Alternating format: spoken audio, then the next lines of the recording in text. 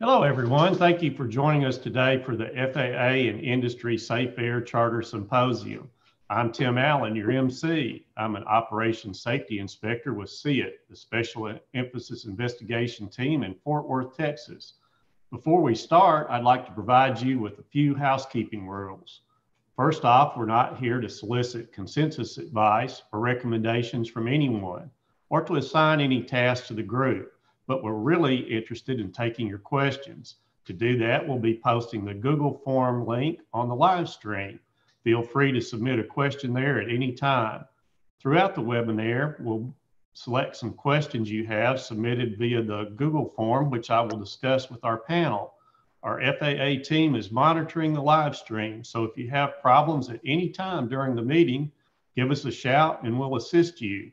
Oh, and for any reporters joining us on the live stream, please note that all discussions are for background only. Now I'd like to introduce to you Ricardo Domingo. Rick is the FAA's Executive Director of Flight Standards. Rick oversees the development, coordination, and execution of regulations, policies, standards, systems, and procedures. He coordinates and executes program plans that govern the operations, maintenance, and airworthiness of all U.S. civil aircraft, including those of U.S. flag carriers and foreign carriers when operating in and over the United States, its territories, and possessions. His oversight responsibilities include proficiency and certification of air agencies, flight schools, maintenance bases, and of qualified airmen other than air traffic control personnel. Good afternoon, Rick. So thanks, Tim. I appreciate that. So good afternoon, everyone. And thank you for taking some time from your busy day to join us for a frank discussion on what has become a persistent safety issue, illegal charters. It's a problem that in all likelihood could get worse given the global health crisis and the pressures on the aviation community. But with the help of a well-informed industry and public, and the vast majority of charter operators who do follow the rules, we can do our part in reducing the threat. As Tim said, my name is Rick Domingo, and I'm the Executive Director for the FAA's Flight Standards Service. I'll be kicking off this webinar to discuss this pressing issue and some solutions. After my initial remarks, Mark Kramer, a division manager in the FAA's Office of General Aviation Safety Assurance, will moderate a government and industry panel to discuss the latest information we have on illegal charters and what we're doing about this activity. Over the next 90 minutes, Mark's panel will have discussions and take your questions. We're really interested in what you have to say, so please use the Google form link on the Facebook live stream and submit questions at any time during the webinar. This is an issue that affects operators, but more importantly, the traveling public that has come to view air travel as virtually risk-free. They trust that the greater safety standards airlines must follow apply across the board to anyone operating a charter flight in an FAA-registered aircraft. Unfortunately, that trust can be abused by willful misconduct of opportunists pretending to be legitimate air carriers or inadvertent misconduct by others who are misinterpreting the rules. When someone books a flight from a legitimate FAA-approved air carrier, there is a huge and largely unseen safety infrastructure supporting that purchase, reducing the risk and greatly increasing the probability of an incident-free flight from point A to point B. There are required pilot training and testing regimens, safety and operational control requirements, maintenance rules, flight management, and insurance requirements, to name just a few. As an example, almost 15 years ago, 3 passengers who chartered a round-trip flight with Spitfire Aviation Services out of Fayetteville, Arkansas, found out the hard way that those safety protections don't exist for illegal charters. On the return leg at approximately 10 p.m., the pilot impacted terrain after an unsuccessful instrument approach in low clouds to Drake Field. All 3 passengers survived despite serious injuries, but the pilot was killed. 3 years later, the FAA proposed a $4 million civil penalty against Spitfire Aviation Services for operating illegal charters, which included nearly 800 passenger flights over 2 years with 3 aircraft, including the accident aircraft. It was highly unlikely that customers knew Spitfire did not have an FAA-approved pilot training program, maintenance program, and other required infrastructure. As is often the case, we at the FAA became aware of the issue from a competitor on the airfield. As for insurance claims, the survivors had no recourse. Pilot was killed, and Spitfire went out of business. With illegal charters, passengers lack assurance of not only financial recourse, but every safeguard the FAA works so hard to protect. There are more recent cases that continue to illustrate the scourge of illegal charters, but I won't discuss them because they remain in litigation. Typically at the FAA, we have many illegal charter investigations underway at any given time. So what concerns me right now is that with the COVID-19 fueling a downturn in the economy, people could get creative about how to keep their aircraft and pilots flying. We've seen this in economic downturns in the 1980s, 1990s, and in the 2000-2008 timeframe. The conditions, unfortunately, are conducive for the same things to happen right now, which is a big reason why we're meeting today. There are three groups for whom we have messages today: legitimate charter operators, illegal charter operators, and the traveling public. For legitimate charter operators, first, I'll say this: thank you for doing this the right way, and in doing so, protecting your customers and the integrity of our air transportation system. Second, please keep in mind what our government partners in the Homeland Security sector like to say. If you see something, say something. We can't be present at every airport where charter activity might be taking place, so we need you to be our eyes and ears. As you already know, stopping this illegal activity is beneficial for the FAA, legitimate operators, and passengers. Now, for any illegal charter operators out there, or those of you who may be contemplating such an activity, and sometimes it can start off innocently enough, I'm here to tell you that you have an opportunity to reach out to the FAA Flight Standards district offices and come into compliance. And we'll work with you. But in the meantime, you have to stop conducting any type of activity that is contrary to the regulations. And finally, for the traveling public, before you take another flight with a charter operator, ask them one simple question: may I see your air carrier certificate? If they have an office, it should be on the wall. If they cannot produce it, don't fly with them. And please, let the FAA know about the incident. Now, one easy way is to go to the FAA's website and click on the SafeAirCharter button at the bottom of the page, or go to the website avoidillegalcharter.com. That website is hosted by our industry partner in this effort, the National Air Transportation Association. The website also makes it very easy to look up an operator or aircraft to determine its air carrier certificate status. So I'll repeat what I said earlier. We need everyone's help in recognizing, flagging, and eliminating this activity whenever and wherever we find it or suspect it. Your safety and the safety of your family or your business could be at stake, as well as the integrity of our aviation system as a whole. So let's do this. Thanks again for participating in our webinar. And now I'll return it over to Mark Kramer. Thank you.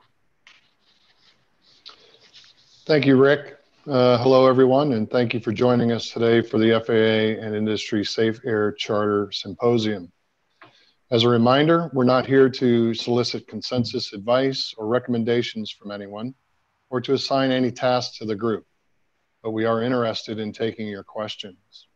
Oh, and for any reporters joining us on the live stream, please note that all discussions are for background only.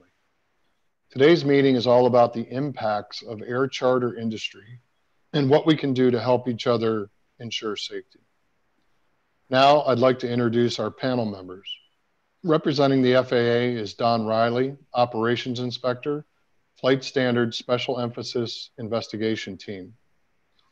Next is Greg Lander, Senior Attorney, FAA General Counsel. And our industry partners joining us today are Ryan Wagesbeck, Senior Vice President, National Air Transportation Association, Brian Kester, Director of Flight Operations and Regulations, National Business Aviation Association. David T. Norton, Partner, Shackelford, Bowen, McKinley, and Norton. David M. Hernandez, Shareholder, Vetter Price, PC. I want to thank all the participants on the panel for taking the time and effort to join us today. Your presence here shows your commitment and passion to work together to identify, report, and shut down illegal air charter operations. Remember, no matter how they're disguised, illegal air charters are a threat to safety. Now I want to welcome all of our viewers on Facebook, YouTube, and Twitter. We look forward to a lively discussion and getting your questions.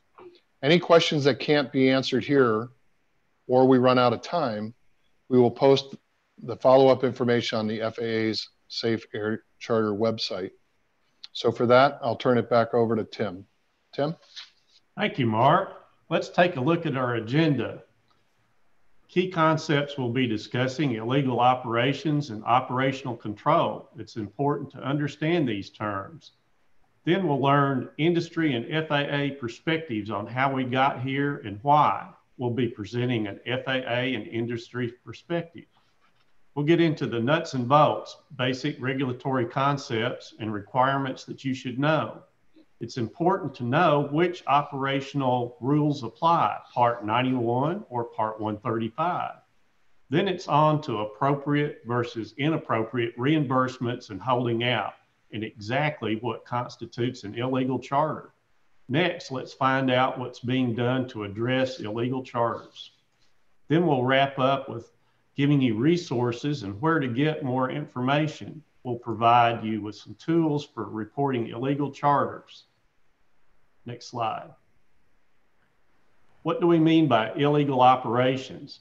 Operations conducted under Part 91 that should have been flown under Part 135 by an air carrier or Part 91K by an authorized fractional program manager. Examples of this would include improper flight sharing, such as FlightNow, wet leases disguised as dry leases, individual leases, for example, owners wet leasing to offset cost of ownership or help a friend, Blackbird and similar systems to hold out to the public, improper dry lease pools, essentially fractional programs without the additional protections required by Part 91K, 135 operators conducting unauthorized flights, such as aircraft not on the certificate or flights outside the air operations area. The next topic for discussion is operational control. Keep in mind the following as we proceed through the webinar. A key element the FAA has observed in suspect operations is a failure to understand the concept of operational control or for it to be ignored. Lessees tend to sign documents stating that they have operational control, but it's likely that the control remains with the lessor. Let's get started. Next slide. I'd like to ask our industry partners to share their perspective on how we got here. I'll turn it over to Ryan Wagsback and Brian Kester, then we'll hear the FAA perspective with Don Riley. Let's begin with Brian Kester. Hey, thanks, Tim. Hi, folks. I'm Brian Kester with NBAA, Director of Regulations and Flight Operations. Like my title indicates, I work regulatory affairs at NBAA, and as part of that, I work with a lot of attorneys and flight departments who use dry leases as part of their structure. In some cases, they may be using them very appropriately as part of the business, or in some cases, they may be unintentionally misusing them or holding out unknowing that they're doing so, which then unfortunately constitutes dry leasing. So our organization tries to do a lot of education in the space of dry leases and bringing folks into compliance for the proper execution of flight departments and flight operations, making sure that they aren't unintentionally conducting illegal operations or illegal charter, as we've been talking about. And I look forward to getting into the discussion with everyone a little further today. With that, turn it over to Ryan. Well, good afternoon, everybody. Ryan Wagsback, Senior Vice President with NATA. It's a joy to join everybody today to discuss this important topic This began for us, I was in industry for a little over 18 years and building charter operations around the country. And this was always a significant problem when we were competing with dry leasing or sham dry leasing pools and trying to build a legitimate air carrier. In June of 2018, NATA decided to develop an illegal charter task force to really address and start the education process and work with the FAA and other agencies to address this important topic. So this is very exciting for us, and I greatly appreciate the opportunity to participate. Tim? I believe Don's up next. I got it. Thanks, guys. Good afternoon, everyone. Once again, my name is Don Riley, and I'm FAA is an operations safety inspector with a special emphasis investigations team. That's a mouthful, so we just use the acronym basically CEIT, and we go by CEIT. We're in flight standards under General Aviation Assurance. I joined the FAA back in 2001, and before that, I was with a couple of small airlines in the DFW area, and before that, I was in the Air Force as a radar navigator on a B-52. I've now worked for CEIT for about 15 years, and in that time, I've seen illegal charters morph and change a lot to where they are today. Thanks, Brian and Ryan, for your perspective on how we got there. But from my perspective as a safety inspector, it's really all about one thing, right? It's safety of the flying public. It's not a pleasant thought, but sometimes catastrophic consequences do occur with these kinds of operations. And I think as an agency, we realized that enforcement itself wasn't going to be able to make a big enough dent in the problem. And to really make a lasting difference, we were going to have to reach a much broader audience through webinars like this, through public meetings, cooperation with airports, through putting up old-fashioned posters at the airports, updating our websites, education of both the public and the inspector force, really trying to think outside the box to reach everyone we can. But most importantly, right, and the hardest to reach is the end users. It's the people in the back of the airplane, to help them, to educate them and make them understand what's at stake, and that's bringing it back to safety. So from my perspective, that's how we got here. Now, Greg Lander is going to help us understand operations and operational control. Thank you, Tim. My name is Greg Lander. I'm an attorney with the FAA's Enforcement Division.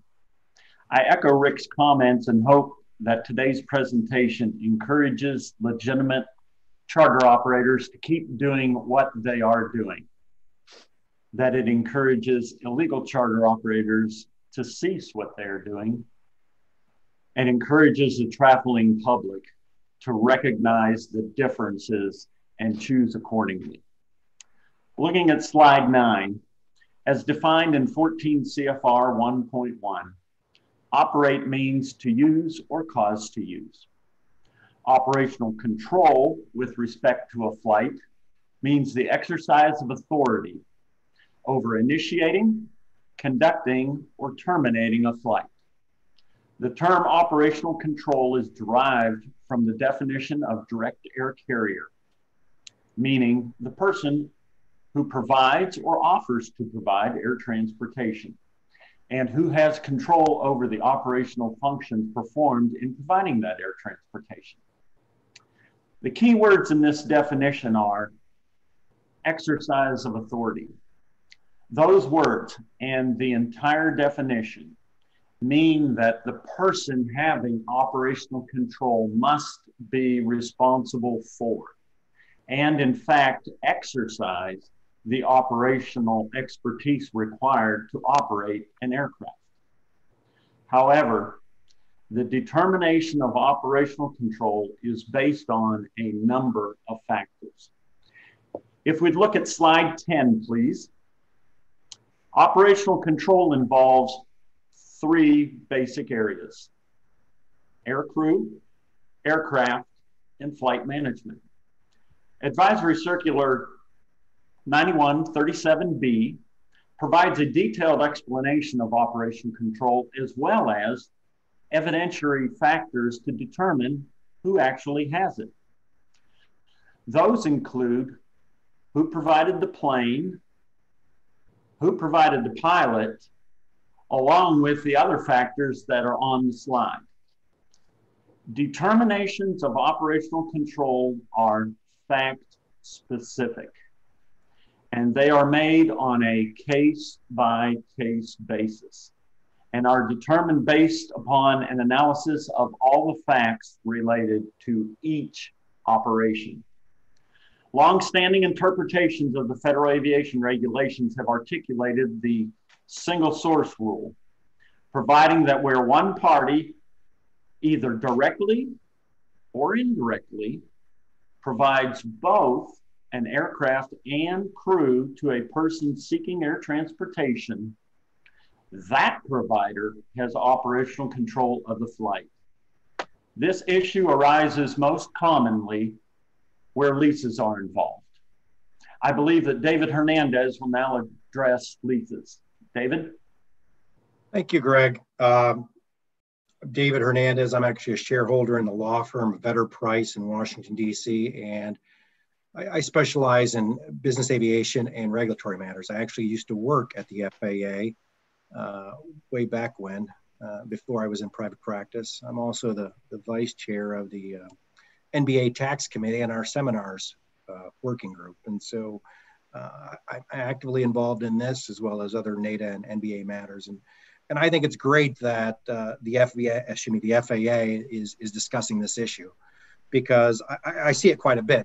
In fact, over the last 20 years, it has morphed into different types of activities, different types of leases, different types of structures. But ultimately, it all starts with the regulations and whether or not you're complying with the regulations. And I think Greg did a great job explaining the key concept of operational control and operations.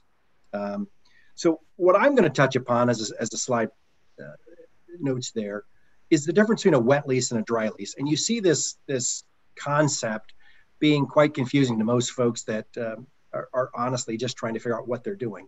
Basically, a wet lease is an arrangement whereby a person agrees to provide an entire aircraft and at least one crew member. Typically, wet leases involve commercial operations.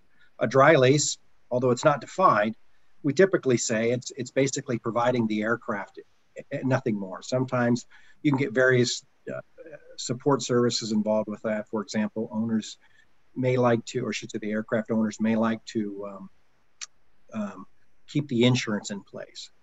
But it's a sliding scale. And I think what's important to remember is you have to stick to the definitions and understand exactly what you're doing. And if in doubt, ask the question. The key distinction, of course, the lessor, meaning the person typically that owns the aircraft, retains operational control. By contrast, a dry lease, the operational control is actually transferred to the lessee. Again, those are very, if you're in the public and you don't quite understand what those terms mean, certainly ask the question. I see frequently in my practice, people basically default into a wet lease when they ask the lessor or the passenger to use certain pilots. Well, the typical response is, I'm only providing the aircraft. I'm not providing the pilots. I just told them to use these specific pilots. And that goes back to what Greg was saying, sole source. When you're providing an aircraft and the same entity, or aircraft and an entity would to source the pilots, that's basically the same source. And so what's the problem with providing or operating or entering into a wet lease? And on the next slide, we'll go to the definition. So what essentially happens is when you're in a wet leasing structure, you by default become a commercial operator. And oftentimes, I end up explaining to folks what that means. And again, the FAA regulations are very specific in terms of how they should be read. It's not a question, or it's not a situation where if the regulations don't say it, of course I can do it. No, it's the other way around. Unless the regulations provide you can do it, more often than not, you can't do it. And therefore, it's important to ask and make sure that you understand what you're doing. So basically, commercial operation means a person who, for compensation or hire, and you'll hear that over and over again today, compensation or hire is very important. Gauges in the carriage by an aircraft of air compensation of persons or property other than an air carrier or a foreign air carrier under 375, that's foreign air carrier. And when it's doubtful that the operation is compensation for hire, the test applied is whether the carriage is merely incidental to the person's property, the person's business, or is it a major enterprise of itself? And frankly, you can switch back and forth from those operations on a given flight. One flight, the FAA may not deem you to be a commercial operator, but another flight you may be. And that's important to understand too. And this is all subjective, I should say, but not in the eyes of the person operating the aircraft, but in the eyes of the FAA. So you might want to debate whether or not you're violating a regulation, but at the end of the day, it really doesn't matter because it's the FAA who ultimately determines, or I should say an administrative law judge determines whether or not you're found in violation. And with that, I'm going to move on to more fun regulations to my good friend, Dave Norton. Thank you, David. Thank you, everybody, for the chance to participate in this today. For my introduction background, I was actually an Air Force pilot and found out a little while ago, about a year ago, that Don and I were stationed at the same base for a while, didn't know each other. So after getting out of the Air Force, went to law school, fell in love with business aviation. So for the last 25 plus years, my practice has been focused around basically anybody flying a BBJ down to, I have my own little Cessna Cardinal, and most of my clients are flying corporate jets or business aircraft, anything in between, PC-12s and G650s and Cessna Citations. To kind of step back a little bit about why I'm here and some background on how we got here, because I did want to mention that.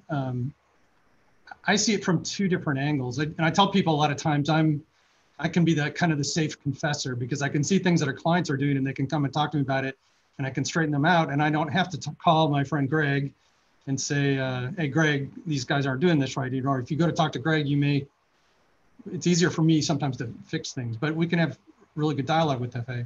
Part of where we got here was a lot of my clients are Part 135 carriers. And a lot of them, especially with the economic crunch that Rick mentioned in his opening remarks, led to the situation where there were a lot of companies out there conducting what was pretty well known on the airfield as illegal charter operations. And it was very frustrating. And I and David actually also are very active with NATA and on their air charter committee and then their illegal charter task force. And I remember Ryan and I sitting in a meeting with FAA about 2 years ago talking about this issue and asking for more interplay with industry. I'm also a very active member of NBAA on the domestic ops and the tax committee.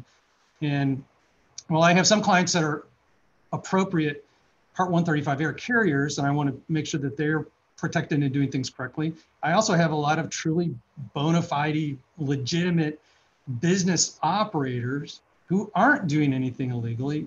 And as Brian said, we spend a lot of time educating those folks on the right way to do things so that they can go out and properly fly under Part 91. And part of how we got here was some people, and we're going to talk about this later in the presentation about different categories of operators, but some people are just simply looking for ways to mitigate the cost. Airplanes are expensive. I know with my own little airplane, it's expensive.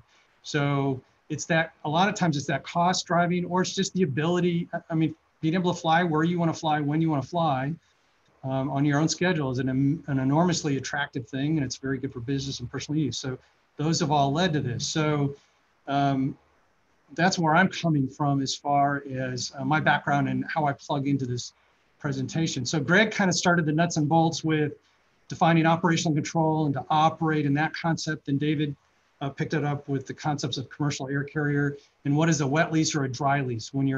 If you're doing a wet lease, you're viewed to be a commercial operator. So the next slide, or the slide that I'm on then to start with, is, okay, so what does that mean? What does that drive you towards as far as what rules should you be operating under? Well, people need to understand that 14 CFR, Title 14 of the Code of Federal Regulations, Part 91 is the first set of operational rules. They apply across the line. That's the baseline set of operations that essentially always apply to any US registered aircraft any place in the world, essentially. Now, the big question is, if you are doing something that the FAA and the regs and the statute and so forth deem to be commercial in nature, then you have to go comply with, in addition to Part 91, the appropriate commercial operating part for the type of operation you're conducting. If you're doing scheduled service with a 737, that's 121. If you're doing a side loads out of a helicopter, that's 133. If you are flying anything basically from a G650 down to my Cardinal in an on-demand situation, that is 14 CFR Part 135. So in this segment of the industry, it's always this talk between 91 and 135. 135 are on-demand operations, and for an 135 operations, that means you now have to hold an air carrier certificate or an operating certificate, and that's issued through Part 119. That's kind of the gateway chapter that tells you where you should be. So the question is, well, when are you required to hold an air carrier certificate? And the general rule is that if you as the operator are carrying persons or property for compensation, that drives you to an air carrier certificate. You have to understand what the operator, and what a lot of people don't understand, and we'll talk about this a little bit later as well, is the operator, the presumption is, the starting presumption by the FAA is that it's the registered owner of the aircraft that is acting as the operator. If you want somebody else to be the operator, then you need a valid dry lease that has transferred operational control to some lessee, and then you look at that lessee, that person is the operator, and now you ask the question, is that operator carrying persons or property for compensation or hire? Now note on that bullet point I put in there, or we put in there, there's no such thing as a disregarded entity. This is probably one of the single biggest problems we see in the industry, because there is a federal income tax concept that says, if I am a sole member of an LLC and I elect to treat it as a disregarded entity, then it's really all one and the same. That is a federal income tax filing concept, period, end of statement. That is not an FAA rule, that is not a civil courts rule, that's not part of the statute.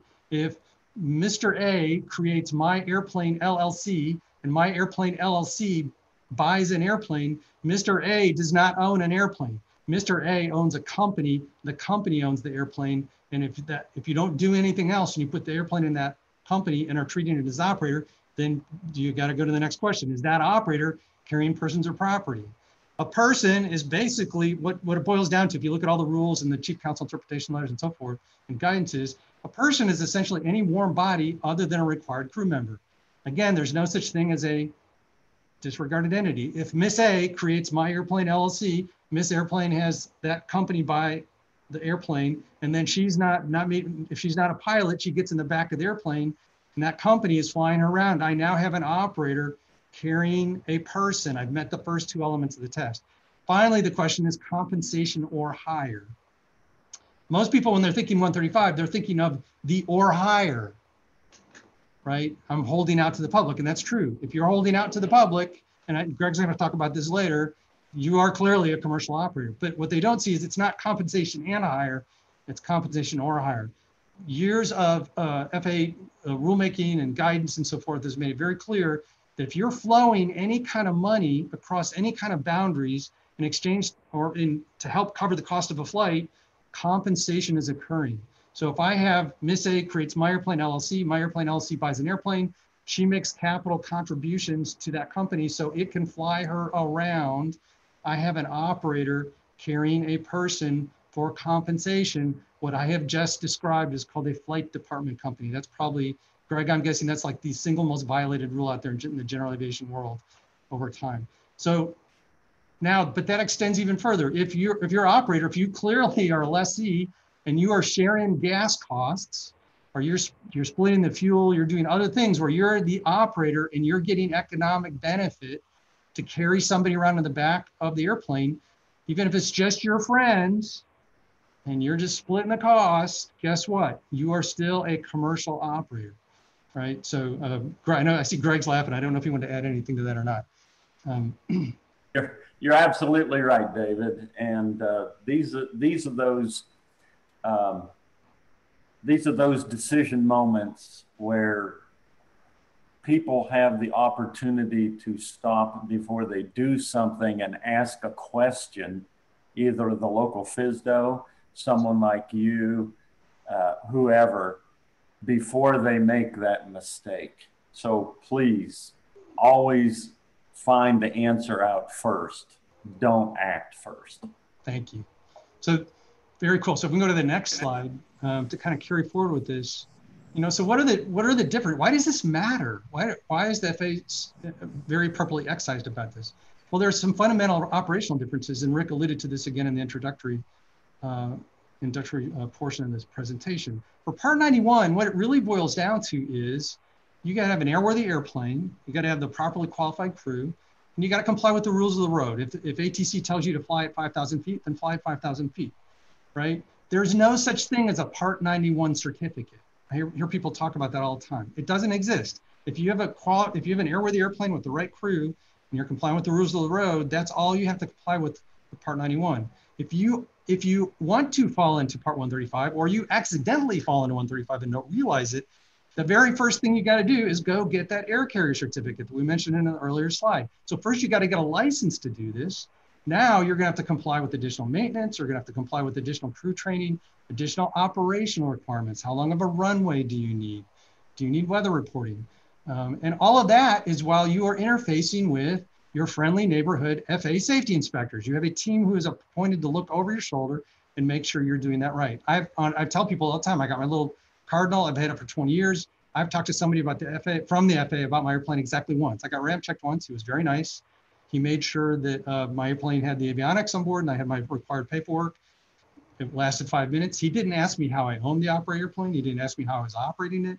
He didn't say, where are you going today? Those weren't the questions, right? If you're an air carrier, you're going to have constant dialogue going with your safety inspectors. So why is that? What's the philosophical difference? Well, and this is David Norton speaking. I put this slide together. My view of this is, you know what? If you're out flying yourself and you're paying for it yourself and you're responsible for it yourself, then 91's enough. That's a safe level of operations. Why is that? Because you're plugged into it and you're going to make sure that you are responsible for that and doing things right. But conversely, if you're holding out to the public, you're making it available where somebody can come in and use your airplane, and you're getting some kind of economic benefit for conducting that flight, even if it's just mitigating your own costs. Or if you're a mere passenger who's paying for the flight or helping to contribute to the flight, then the FAA says, look, at that point, our job under the Federal Aviation Act of 1958, our primary mission of many, but a primary mission is to protect the traveling public. And if you're in that position where you have no knowledge about how the airplane's maintained, who picked the pilots, how things are being paid for, who's actually doing what, you just want to pay money and get on board the airplane, that's great. Go do that, but that's got to be done under 135. That's the concept. So I think, are we going back to David Hernandez at this point?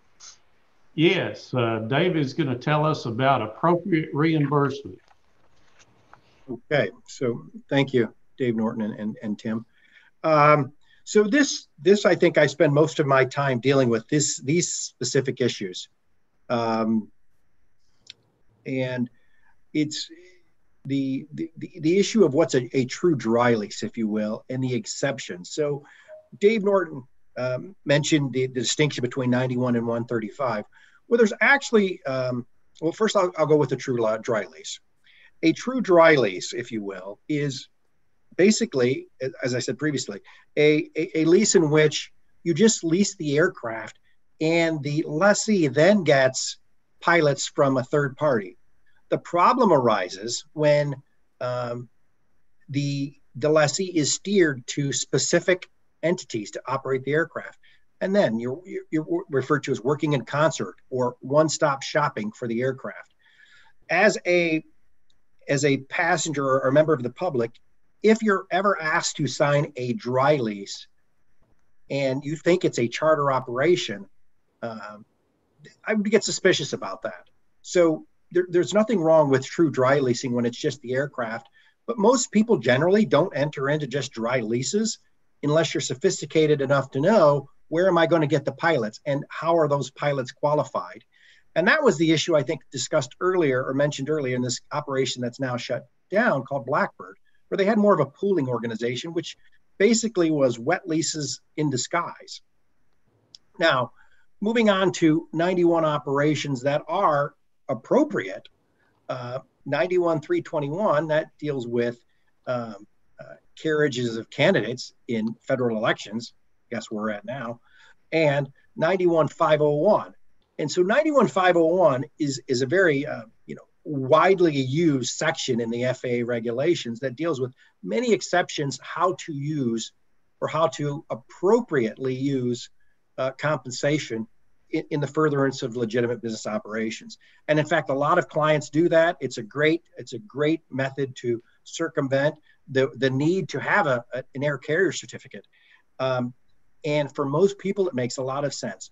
Where folks stray from those problems or those permitted uses or appropriate reimbursements is when they stray from the regulations. And I'll give you a couple examples here on the slide. It talks about this concept of time-sharing agreement.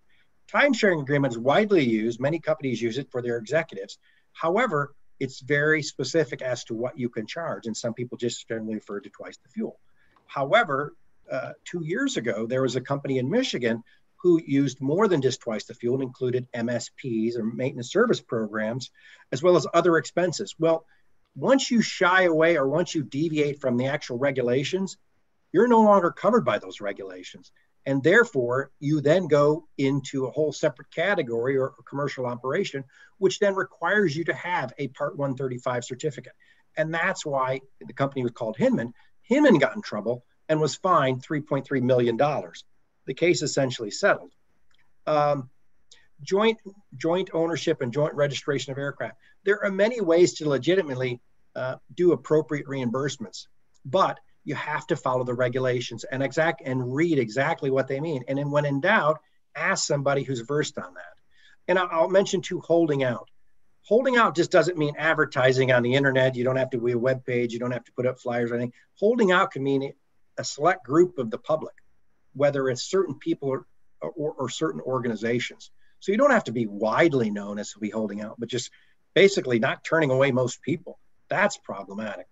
And there are other exceptions too under 119(1)(e), aerial survey, charity flights, etc.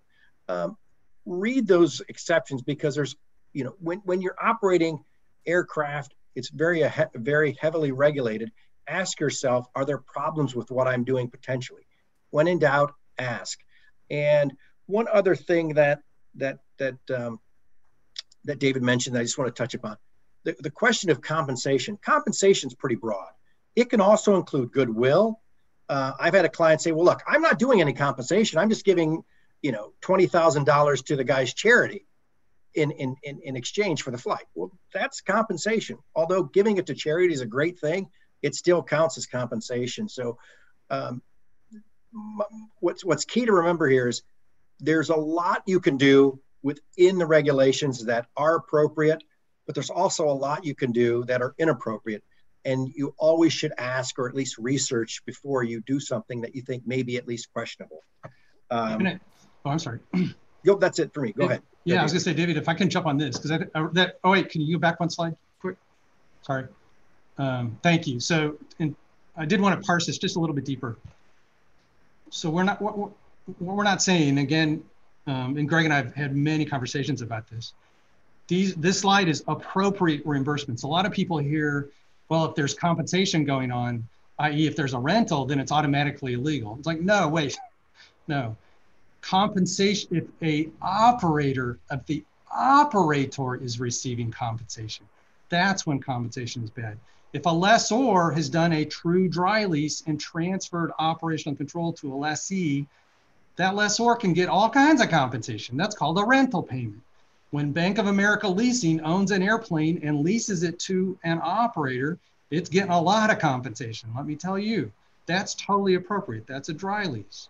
We may talk a little bit later, but there's some other structures where if you have two people that own a company and the company is there and they're not just holding out willy-nilly to the public, all they do is lease to their different companies for business use. And it's a true dry lease that transfers operational control and they get compensation. They're getting a rental. That's okay. You can have valid dry leases. It's a very appropriate business use. And in fact, it's better than using a flight department company and not understanding that problem. It's more appropriate to put a lease into place. The key factor, and Greg and David touched on this already, is who is accepting the responsibility for the flight? That's the core question here. If you have a knowledgeable lessee who understands how the airplane is being maintained, it doesn't mean that they have to do the maintenance, but it means that they can confirm that it's being done correctly. If they are helping or aware of picking the pilots, if they may use the same pilots. If in some places in the country, there may be only one G200 guy out there that can fly the airplane. You're gonna use the same pilot. But if you are knowledgeable about how that person is picked and you accept responsibility for that person's conduct, that can be a true dry lease. Dry leasing pushes the operation control out to the lessee, and you got to decide, is that person then doing a true personal or business operation, or are they seeking compensation? The second two bullet points are in fact commercial operations. These are just appropriate reimbursements because they're exceptions to the rules that allow you to get very limited reimbursement and still do that under Part 91. But that's where a lot of people trip up, is because they go, as David mentioned, you beat your head with it, is they go over the line and they collect too much money, or they don't stay within the correct parameters. So it's really important to say, all dry lease, I'm getting more and more feedback out there that there are some safety inspectors who aren't getting to this nuance, and they just, if they hear the word dry lease, it's illegal. It's like, no, you could have a dry lease. You can have multiple dry leases. The FAA's acknowledged that. The question is, have you properly transferred control to a lessee who is a knowledgeable lessee? That's the key in my humble opinion. So I think Greg's kind of nodding his head. So hopefully he's agreeing with me. So now we can go to the next slide, please. Can I chime in one? And we'll Yes. go back and forth on this. So I agree you can have many dry leases, and I'll put my way back with FAA hat. If I see 20 dry leases with the same pilots on each dry lease, I'm going to ask the question, is that person holding out? Because that starts getting suspicious when you see 20 leases, the same pilots. It's almost like a one-stop shop. So that would be my concern and advise clients. Yeah, I agree. And I totally agree with that. And some people ask me, well, how many are too much? Well, I may have one lease that's too much if it's done wrong, and I may have 5 that are just fine if I have 5 people that really understand what's going on and they're doing it correctly. So it's not so much the number, but I do agree with David, is if the more you get, if it looks like a duck and quacks like a duck and sounds like a duck, it's probably a duck. So it is very much, as Greg said up front, it's a case-by-case analysis, and you have to look at it that way. You can't just put it all in one bucket. Greg, would you add anything? Yeah, if I might jump in, I agree with what you've both said. A lot of people do get hung up on how many dry leases is too many, and you put it perfect, David. One dry lease executed or operated under incorrectly is one too many.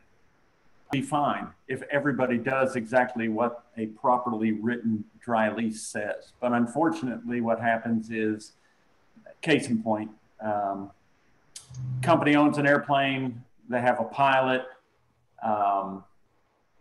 they dry lease the airplane to 5 other people.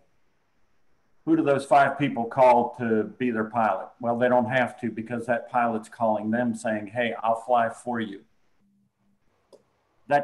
All 5 of those dry leases aren't worth the paper they're written on right then, because the individuals aren't operating under the dry lease. They're actually operating as though it were a wet lease, which brings me to the second issue. Not every wet lease is illegal.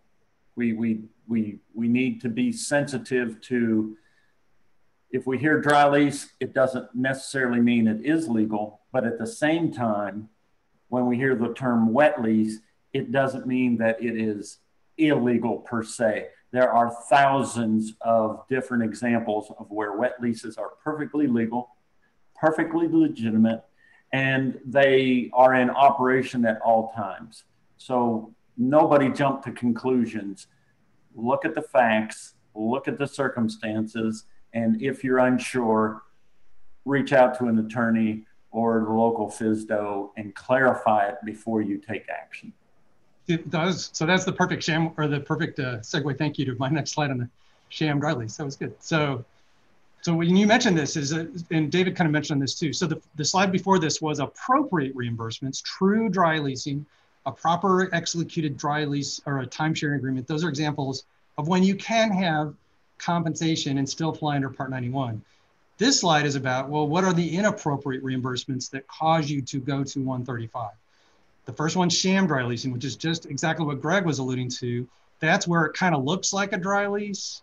And people are smart enough to break it out and say, oh, well, we got the pilot or the airplane's coming from over here and we're paying the pilot over here. But again, as David emphasized, if it's really one package deal and it's intended to be one package deal, again, I got to distinguish between if you have we have some airplanes where there just aren't that many pilots. So that's where you got to look at this more closely and see if the lessee is truly accepted operation control. But if you're a person walking in and you just want to fly on the airplane, I tell this story all the time. I had a guy sit in my office. He said, oh, I've been dry leasing. I said, really? Did you brought a copy from BC? I flipped through it. I pointed to the liability language. And I said, did you realize that you were completely on the hook for the safe conduct of this flight?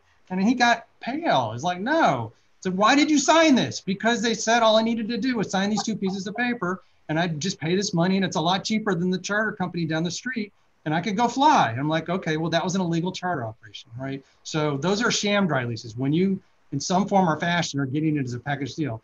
Another inappropriate reimbursement is flight department companies. That's what I described before, where you put the airplane in a liability shielding company, right? And that's all that company does is fly its members around. That's a per se charter operation. That's a flight department company. Another thing, another inappropriate reimbursement, we've already said this is, if you go do a time sharing agreement, which limits you to basically 2 times the fuel, and you bust that, you bust those limits, that's an inappropriate reimbursement. Or a lot of people, they kind of get it half right. They hear out in the industry, oh, well, as long as I only reimburse 2 times the fuel, it's okay, right? No, you have to have a business that's operating the airplane that has a written time sharing agreement that is complied with as appropriate, either 9123 or the NBAA small aircraft exemption, so that the FAA has notice of what's going on. That's what those 2 rules do. And then you are confined to the reimbursement you're allowed to get. If you just sharing 2 times the fuel cost doesn't cut it. Another one I see, a big problem I see all the time, are management companies. It's okay to be a management company. If you're just a management company, you're consulting with the operator who retains operation control. If you're a company that's saying to your customer, oh, come with us, it's a turnkey operation, we'll take care of everything. All you gotta do is write a check and we're in charge, don't worry. At some point, that Part 91 management company's assumed operational control of the aircraft. It's basically turned into a de facto charter operator. And then the last one is, this is, as to be quite honest, as the FAA started to really focus on this, the easiest people to find are existing charter operators. So I got to warn all you charter operators out there, you want to do it right, because you can be an illegal charter is also somebody who has a certificate, but maybe has only 2 airplanes on their certificate, but they're flying these 3 other airplanes that have never been put on the certificate. That is another form of illegal charter operation. I bet Don Riley, I'm guessing I think you got something to say about some of this as well. Yeah, David, I'm just going to hop in for a second. So I wanted to mention demo flights, and I'm using my air quotes with demo, because we've lately seen operators that really try to disguise air transportation flights by calling them demo flights, right? In fact, the aircraft's not for sale, and the people in the back, the passengers, aren't looking to buy the aircraft. They just want to go from point A to point B for a great price, but it's being hidden as a demo flight. So, and those costs, right, that they're being charged aren't in accordance with 91501, which a true demo flight would be charged under. So I just want to say out there, if you're a passenger or you're a company that's in the back of the aircraft and you think it's a charter or commercial transportation and your operator is offering it as a demo or charging it as a demo, you need to call the local office and have a discussion. So it's probably could be inappropriate. So just wanted to mention that. Yeah, that's a good example of busting the 9151 exemption. So I think, Greg, I think it was supposed to go back to you next. All right, thank you, David. Slide 17, common carriage. What is it? In the context of air service, it consists of holding out or provision of air transportation to the public for compensation or hire. We've heard those terms before. Everybody's beginning to get a little familiar with them. Although the FAA Act does not define the term common carriage, the FAA has interpreted the term in accordance with its common law meaning. There's 4 elements to common carriage, and they're set forth in Advisory Circular 120-12A, and they are a holding out of a willingness, to transport persons or property from place to place for compensation. Now, the holding out, which makes the person a common carrier, can be done in many ways, and it does not matter how it is done. The internet, social media, signs and advertising, business cards, flyers are the most direct means of holding out, but they are far from the only ones.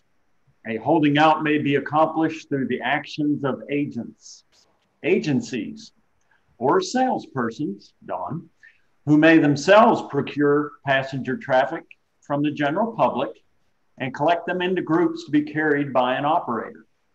Sham dry leases are the perfect example of this. Physically holding out without advertising, where a reputation to serve all is gained, is sufficient to constitute an offer to carry all customers. There is no prescribed minimum number of flights, but once an operator's reputation has been established, it lasts a lifetime. Transporting persons or property from place to place, those terms are pretty much self-explanatory. So finally, what does compensation or hire mean? Both Davids touched on this, and I'm going to address it in a little bit of detail. The ordinary meaning of compensation includes the act of making up for whatever has been suffered or lost through another, and the act of remuneration. The FAA has continuously maintained a long-standing policy that defines compensation in very broad terms. It does not require profit, a profit motive, or the actual payment of funds.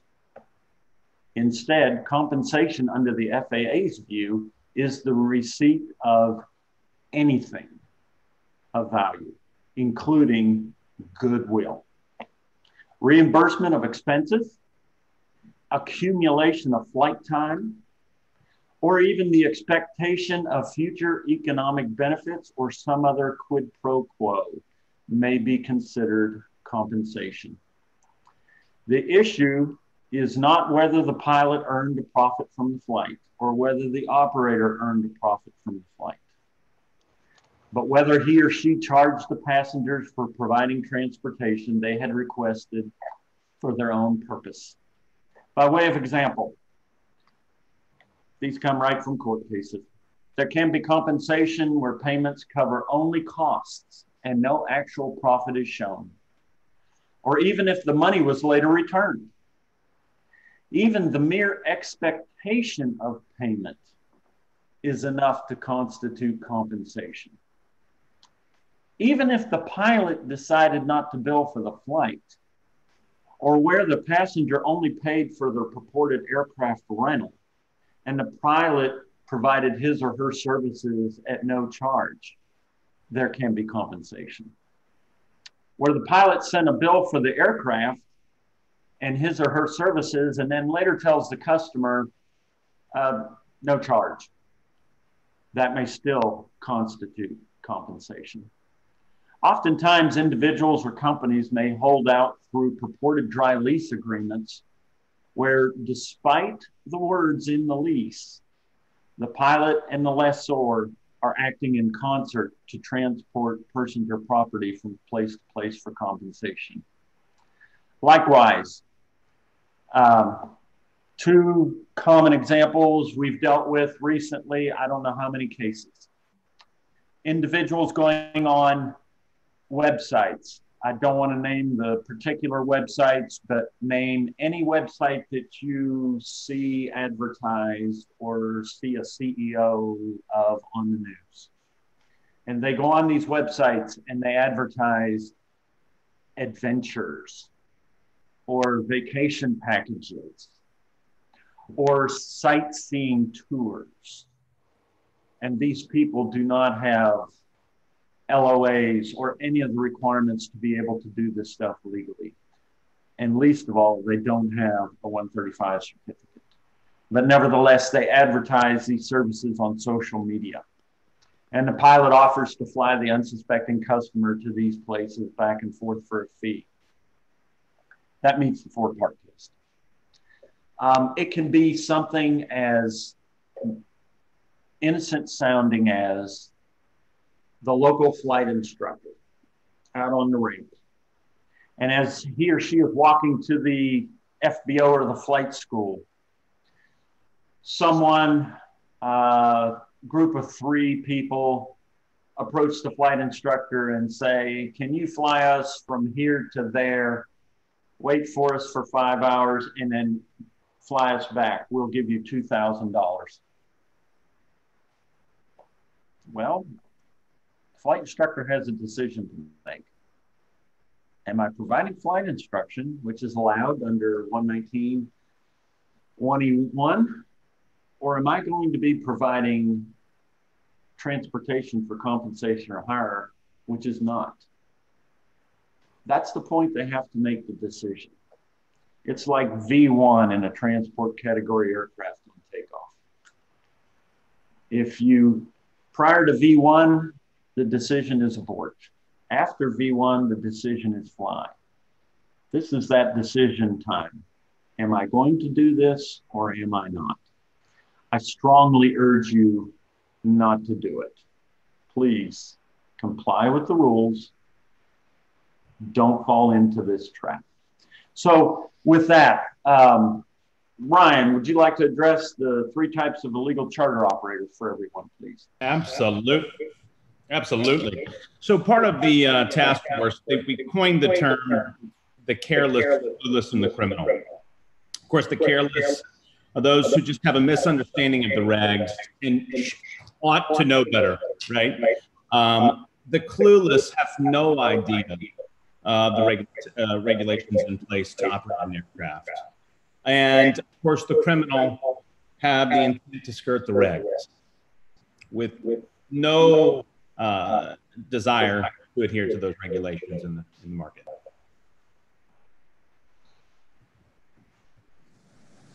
So I think the best part of this is what we continue to try to do is get out and educate. Educate is absolutely crucial. NATA, NBAA, FAA, we worked collaboratively together to go out. I think some of the best events we've had, South Carolina, Fargo, North Dakota. South Carolina had some great events with stakeholders, bringing out the pilots, bringing out the aircraft owners to really dig into the issues here. Because again, we're trying to educate the careless and the clueless.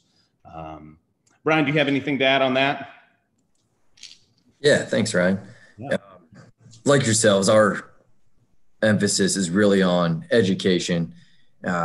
We too use the term the clueless, the careless, and the criminal. And we look to the agency, the administration, to really bring enforcement to those with criminal intent, those who know what they're doing and are operating without a certificate and know they're skirting the rules. Many folks, the clueless and the careless, are unintentionally not operating within the bounds of the regulation. And those are the folks that we think we have the best opportunity to help to reach. Those that desire to be within the regulations or trying to be within the regulations and maybe are coming short for one reason or another. And David Norton, David Hernandez, and Greg have all done a great job touching on some of the points and the places where folks often go askew, particularly holding out.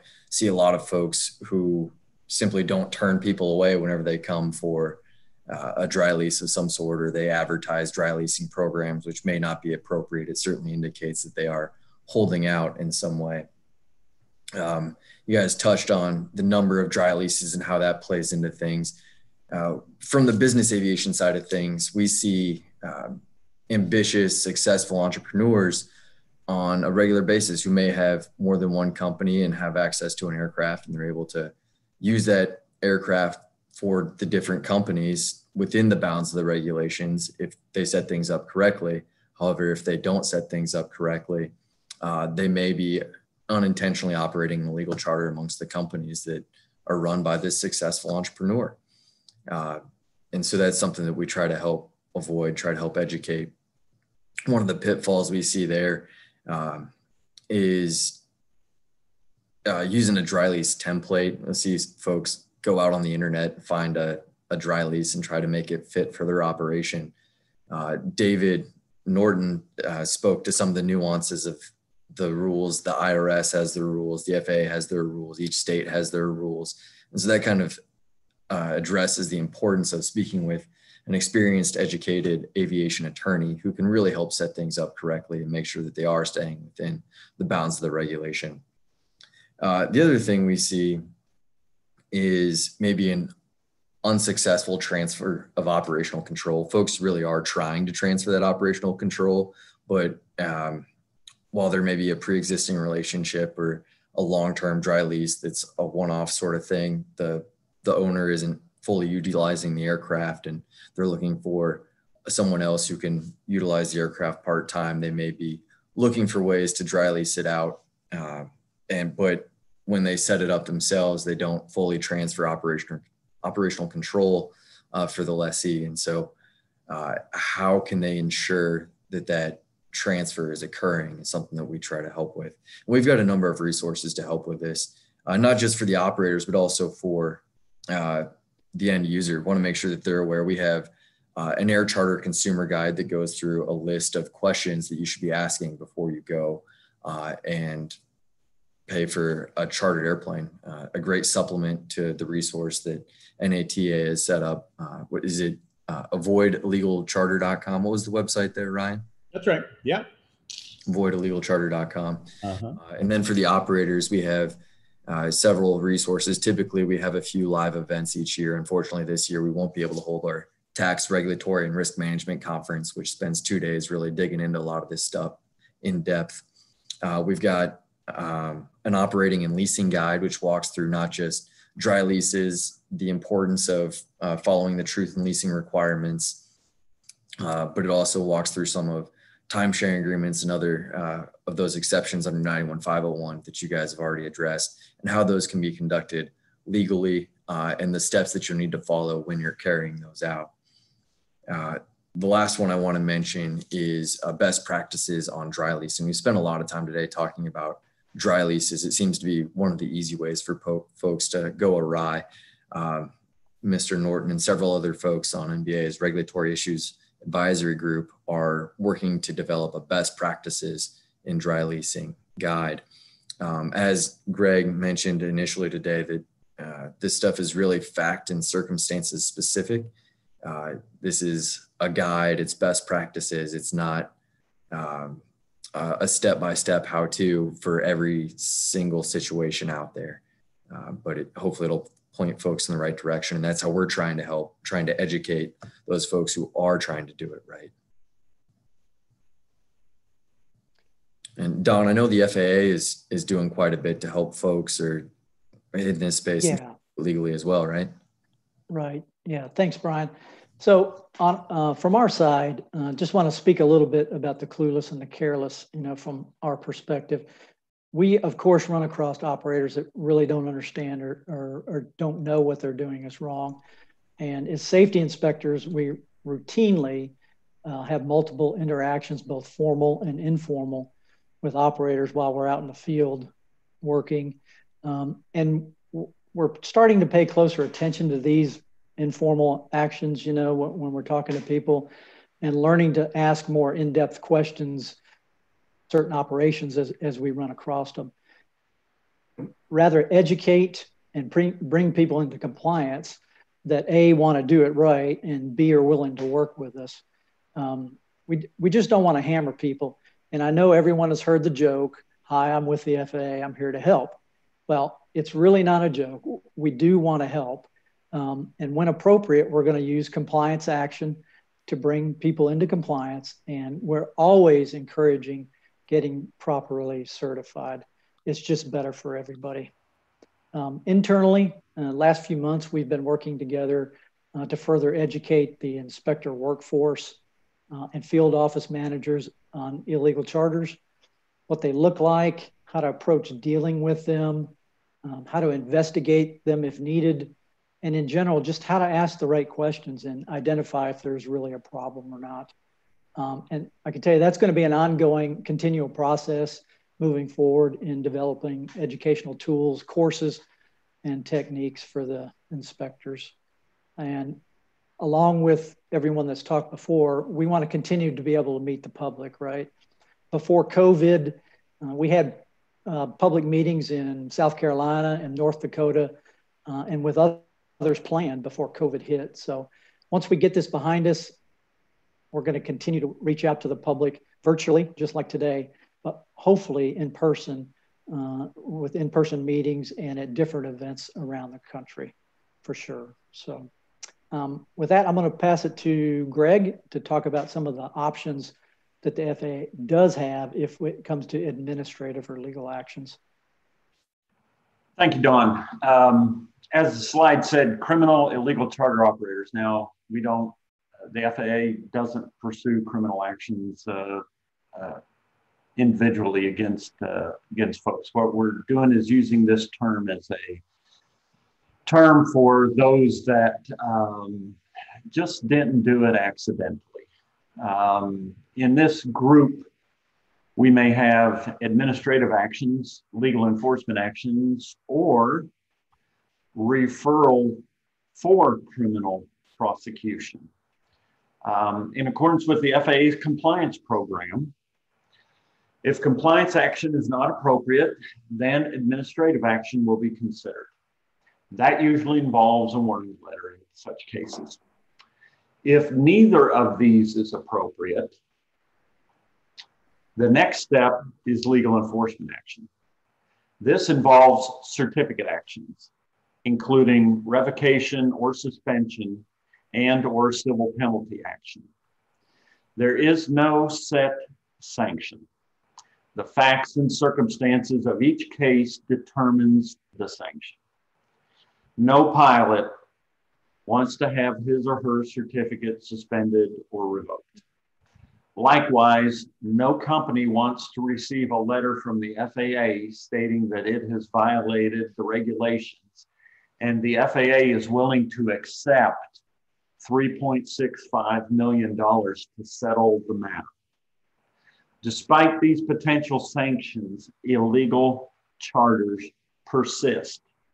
Now, around the country, there's been some rather major illegal charter cases come out. For example, Aaron Robinson's group in Lubbock, Fisdo, Charlie Peters' office in Jackson, Mississippi. And now with the outreach in South Carolina, the two FISDOs down there led by Randy DeBerry. And Ryan mentioned the outreach seminars earlier.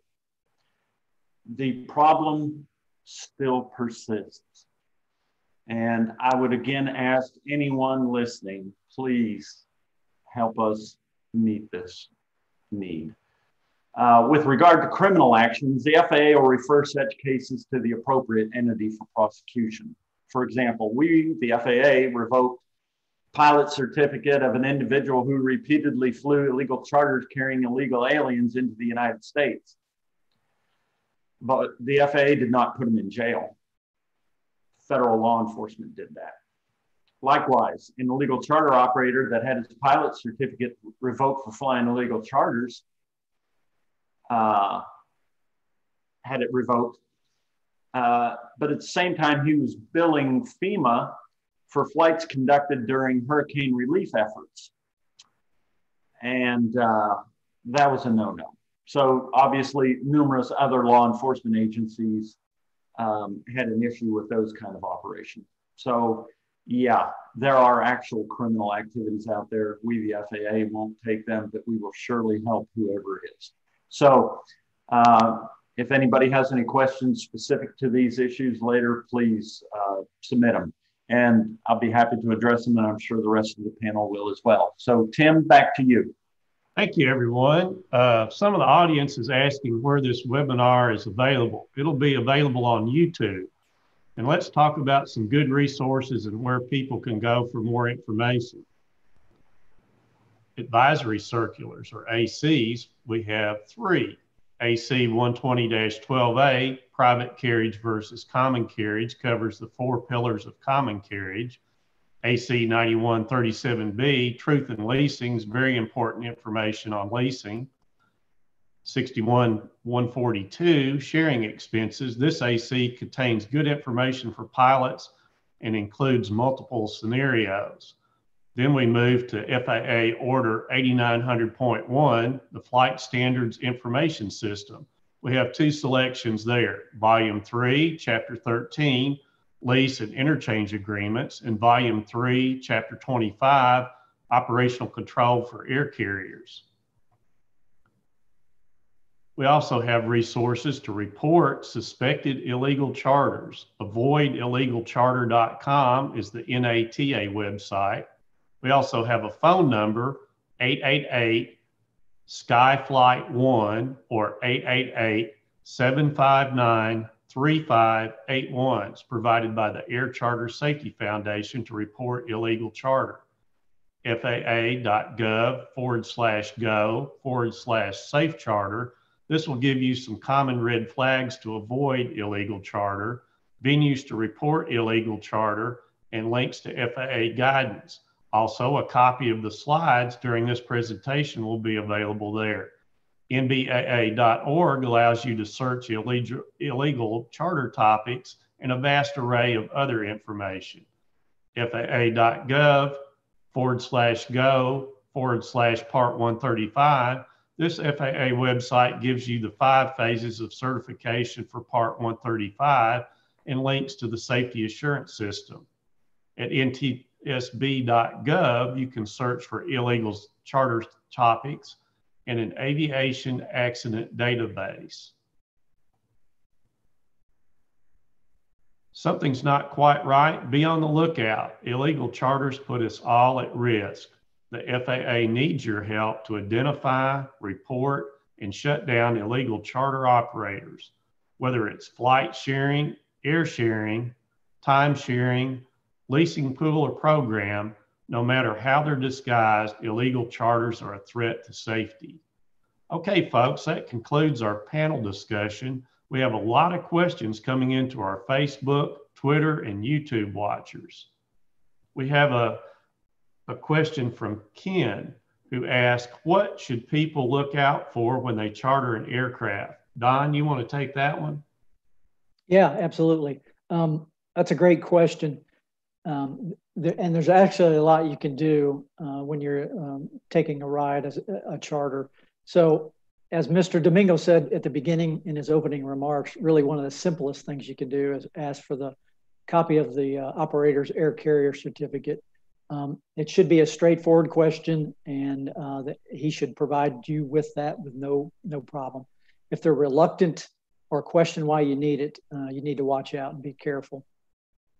Some of the other red flags to watch out for, which these are on the website, a legitimate certified operator is not going to ask you to sign a dry lease, like David Hernandez mentioned, especially sometimes at departure time. Here, sign this lease. That should not happen with a legitimate operator. The operator should answer your questions and not be evasive or not answer them at all. That's also a red flag. If the price is too good to be true, especially if it lacks federal excise tax, which is required, for legitimate charter operators, it probably is too good to be true. And one last flag you should watch out for: if you're briefed as a passenger on what to say if the FAA shows up during a check of the aircraft and crew, that's a definite red flag. You should be free to answer the FAA and however you choose to answer. So hope that helps. Well, thank you. Craig asked, why is it the public responsibility to know whether a charter is legitimate or not? Who'd like to take that one? Let me jump in on that a little bit. So if you're a member of the traveling public, and all you want to do is pay somebody to go someplace, that's the very definition of a charter. So your responsibility at that point is, it just makes sense that you're gonna that you can ask the questions like Don talked about, as far as making sure that it's a legitimate operator. And there are some private services out there that rate charter operators and provide feedback, wyvern, and so forth that give some additional information and so forth. But I will say, if you don't want to be a charter operator, if you want to utilize Part 91 and be a non-commercial operator, then I think you do have a big due diligence obligation sitting on your shoulders to make sure that you understand what that means, that you can actually properly make sure that the insurance is being done, or the maintenance is being done, the pilots are done, that the insurance is correct, and so forth. That's where the obligation is, because if you're flying around under Part 91, as we said during the presentation, there's a lot less regulatory oversight looking over your shoulder. So you are protecting yourself and your family and the people that you're carrying with you. That, to me, that's the emphasis. Yeah, and Tim, I'm just jumping real quick. No time is short, but you know, if you're the public and you're looking for air transportation, like David said, you're the one that's going to be in the back of the airplane, right? So it really is, you need to take it upon yourself to ask these questions. And I know the normal thing is to look at an aircraft on the ramp and think everything is hunky-dory and it's being flown by qualified pilots, qualified maintenance, but that's simply not the case. So you really need to do your due diligence. Thanks a lot. We've got a question from Kelly. Are more people chartering aircraft due to the COVID crisis? Ryan, would you like to take that one? Absolutely, yes. We've seen a tremendous surge since the pandemic has taken off. One air charter broker has stated to me that they've received over 281 new customers booking brand new trips and already have additional trips on the books. Private aviation has really become from a luxury and a time saving. Now it's become more essential. If you have health in mind, then you are going to fly private. So we are seeing a tremendous surge. I agree. In certain regions, I should preface. We're seeing similar stuff on our end. I've talked to a couple operators who said they've had some of the best sales months of the entire duration of their business. And if you look at business aviation traffic as a whole, it's somewhere around 85% of normal activities. Whereas when you look at the airlines, I think the number I saw was TSA just indicated they were screening somewhere around 25% of normal capacity levels. So certainly business aviation, including charter operators, are faring a little better than our scheduled folks. Well, thank you so much, Brian. We have another question here. Do these regulations apply everywhere, even in Alaska? Who'd like to take that one? Yes, they apply everywhere, but as Brian probably will know, and so will everybody else on the panel, the Alaska Professional Hunters and Fishers Association, that case, I forget the site from years ago, but there is a small carve out in certain rules for guides operating in Alaska. If we have only 4 hours left in this video cast, we don't have enough time to cover the nuances. So the short answer is yes, they apply everywhere, but only in Alaska there is a very small carve out for certain operations and those only. It is not by any stretch a blanket exemption. Brian, you'd agree with that? Nothing further to add here. Yeah. Yeah, that's true. We have another question here. How would this be any different than Uber, Lyft, or taxi service? Yeah, you want to weigh in on that? I'll jump on that. Okay. And then I'll let Brian go in, because I talk to my clients about this a lot. I mean, it used to be that if you were a taxi service, you actually did have to have some certification. So there has been a little bit of slippage within ground transportation, where it's easier to provide ground transportation with less regulatory oversight. And the example I always give is, if you want to go someplace and not be liable for it, then go get in the back of a taxi cab. If the driver, it's another car on the way out of the parking lot, then you're going to go find another taxi cab. If you want to drive yourself and are willing to be able to do that, then go get a rental car, right? But guess what? Flying an airplane is not the same as driving a car. So we still have the same rules in place that make that very strong dichotomy. If you want to have the benefit of transportation and rely on somebody else to provide it carefully, then that's a 135 structure. If you are willing and able, however, to be the self-driver, the other pilot, or because you hire pilots, and you're willing to do the due diligence to make sure that it's maintained and flown correctly, then 91's okay. That's very appropriate if you are willing to take on that responsibility.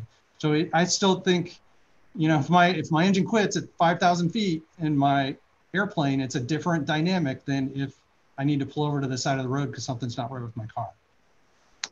Brian, do you want to add to that, or? That's exactly the example I was going to use. Is if the engine quits, the risk is totally different in a car than it is in an aircraft, and the rules are in place to protect the unknowing passengers, those without awareness of what's happening, what training is provided to the pilots, what maintenance is being done on the airplane. And so if you don't know those things, you should be asking to see the air charter certificate, the air carrier certificate, and then you can be assured, hopefully, that air carrier is operating to the regulations and you're going to get a safe passage. Well, thanks, Brian. I think we got time for one more question. It says we have a scenario to discuss. Say an aircraft owner dry leases his aircraft out to two separate people or entities. He's making good money and wants to add 3 or 4 more leases. Does the FAA see that as a problem? Greg, you and I've discussed this all the time. 2 words. It depends. Take it away, David. So let me say again, is if I may have 5 owners of a company that decide to buy a $5 million airplane. They each throw in $1 million and they create a holding company to be a leasing company. They do 5 dry leases. They are intimately involved in how that aircraft is maintained. The maintenance may flow through the leasing company, but they're doing that because I may have some other really good tax reasons to do that. If I have that scenario where I have very knowledgeable lessees who are intimately involved in the maintenance of the aircraft, they help pick the pilots, they understand these rules, they can step up and accept responsibility for it, even though, again, maybe I'm paying for the insurance through one company because it's more convenient. If that's the case, then yeah, you can have 5 dry leases. If you have one dry lease where somebody walks in the door and says, hey, I want an airplane, and they say, here, sign this, and that person has no clue about maintenance, pilots, insurance, whatever, they may not. I want to put a plug in too, because I want to be very careful. I've heard some flight standards offices out there that they're viewing 9137B as regulatory, and that you need to hit all of those things that are in that advisory circular, or it's not a valid dry lease. That is incorrect. An advisory circular is advice. It's not a regulation. They're very important. You need to look at all those factors, but this goes back to your question. Can you have 5 leases? I may have a lease. I may have 5 leases where there's one source of maintenance, but the lessee is still responsible to ensure that it's done correctly. That's okay. So you need to look at that advisory circular, but it's not the rule. And you can't say, well, it's not a valid dry lease unless all of these are met. If I have 5 lessees and they're all doing it right, I don't want 5 maintainers. I want one set of maintenance, right? I want one insurance policy. I don't want 5 people doing that. So you got to look at each situation. Greg, do you want to add anything onto that? No, I agree with you, David. I think Brian had a comment though. You were talking about how it's regulatory in nature, or the advisory circular is simply guidance. I think the regulations in 9123 stipulates what has to be in the lease, and it doesn't stipulate a certain number of leases. In fact, there are provisions in 91501 that provide for ways to do a joint ownership. And so in certain circumstances that can be done very legally and very helpfully for everyone involved. And so, like you guys have said, it's fact and circumstances. Very facts. Who has operational control and liability. Certainly the number of dry leases isn't going to be the key indicator here. Hey, thanks, Brian. If you don't mind, I'm going to jump in real quick. I think a key thing we got to remember, and I think it's been said, but I just want to reiterate it. It's not what the lease says. Okay. A lot of people get a lease and they make it perfect, dot all the I's and cross all the T's. And it says I'm giving operational control to the lessee. It doesn't matter. It matters what's actually happening. And people tend to lose sight of that fact. And that's what Greg and I are going to do. We're going to look at what the op is actually doing. So I just want to make sure that's a key point everybody remembers. That's true. And you can have a lease where a lot of the stuff that's in 9100 is being provided by the lessor, but it's still a valid lease because you got a knowledgeable lessee who has assumed responsibility for it. You can have other leases that say all the right things, just like Don said, and the lessee's clueless. That's not a valid lease. Well, thank you, David. We've got one more here. It's not uncommon for a lessee to be listed as an additional insured on the existing insurance policy as opposed to obtaining their own insurance. How much weight does this factor carry when reviewing a leasing arrangement? I will say from my industry's perspective, and I'll hear it, Greg, a lot of times, again, back to my example, if I have 3 owners of a company, I have 3 leases, I only want 1 insurance policy. I don't want competing insurance provisions, because if I have an accident or incident, it's going to be a nightmare for those companies trying to decide who really had the insurable interest. Now, a mere additional insured may not be sufficient. You need to have a discussion with the insurance carrier to make sure that they have acknowledged that you, in fact, are operating under an appropriate dry lease and you've assumed operation control and are therefore responsible for the conduct of the flight. And I will tell you, that's actually one of the things that's really pulling back on leasing now, because the insurance industry is really clued into this and they are really cracking down on how many leases they're going to insure. So it is okay. It's possible to be an additional insured. And sometimes that's actually the best, safest way to do it, because I want solid coverage. But again, you need to look at that on a case-by-case basis. Agreed. Well, thanks so much to all the panel members. It's been great. Appreciate you being here, and we'll turn it over to Mark for some remarks. Thanks, Tim. Let me remind our audience, if there's still questions, you can post them in the comments section of Facebook, YouTube, and Twitter. Also, I'll remind you that this webinar will be archived in YouTube as well. I'd like to take this opportunity to thank Rick Domingo, our FAA panelists and our industry panelists, and you, Tim, for carrying this forward for us. There was a lot of great information shared here, and the folks have a lot of knowledge around this, and we depend on you, the audience, to help us curtail these illegal operations, and that is for the safety of the flying public. So that's all we have for today. Again, thank you, everybody. Thank you all for your time. And you can find us at faa.gov/go/SafeAirCharter to get more information. So thank you all very much, and have a great day. Thank you. Thank y'all.